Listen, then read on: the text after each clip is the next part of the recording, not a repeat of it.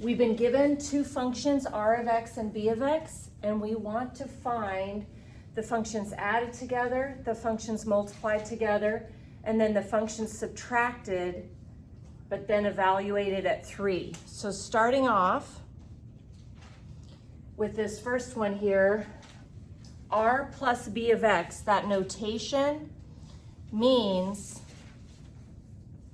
just r of x plus b of x. So I'm going to grab r of x and replace it with 4x squared plus 3x.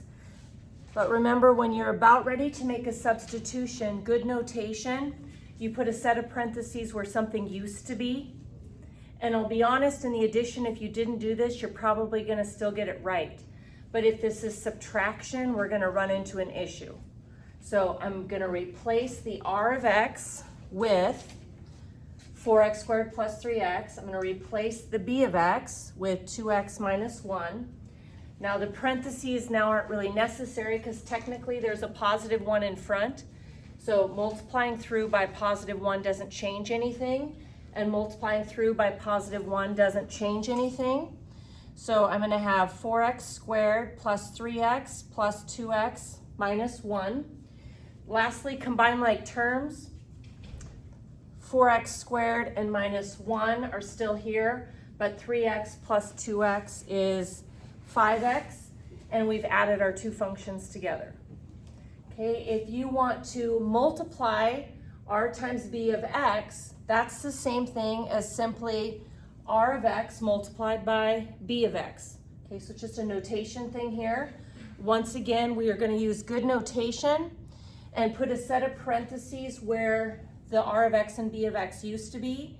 And then let's insert in for r of x, the 4x squared plus 3x, and in for b of x, the 2x minus 1. We have a binomial times a binomial, so we're going to FOIL. First times first, 4x squared times 2x is 8x cubed. Outside, 4x squared times negative 1 is negative 4x squared. Inside, 3x times 2x is 6x. And then last times last, 3x times negative 1 is negative 3x. Then looking to combine any like terms, these are like terms.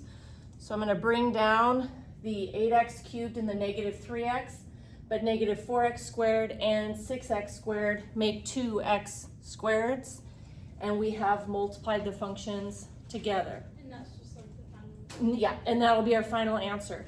So now, the subtle difference here, notice the notation, we're adding the functions of x, multiplying the functions of x, and in this one right here, I'm subtracting r and b, but evaluating at 3. There's more than one way, frankly, to do this, but just to practice, we're going to start by just finding what is r minus b, and after we find r minus b, we're going to substitute in 3. So using here good notation to find r minus b, we're going to put a set of parentheses where the r used to be and where the b used to be. We're going to insert r of x, and we're going to insert b of x.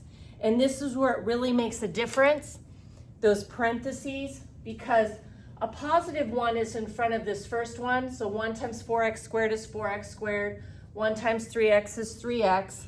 So not much happens there. But this negative needs to be distributed. So a negative times a positive, that's a negative 2x. And then a negative times a negative, positive. So I end up with negative 2x plus 1. The addition, not as big a deal. Okay, then finally, combining like terms, 3x minus 2x is 1x. And so I brought down my 4x squared, I brought down my 1, and then 3x minus 2x is x. Now we have the answer to r minus b, but ultimately we want to then evaluate it at 3. So this time I need to grab my equation that we created, and we're going to go in and replace every x with the number 3.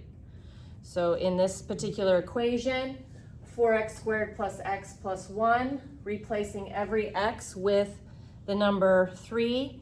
You're welcome to use your calculator to evaluate, but just practicing order of operations. Exponents first. 3 squared is 9. And then multiplication, so 4 multiplied by 9 is 36. And then we can go ahead and add 36, 3, and 1, and 40, and that's our answer.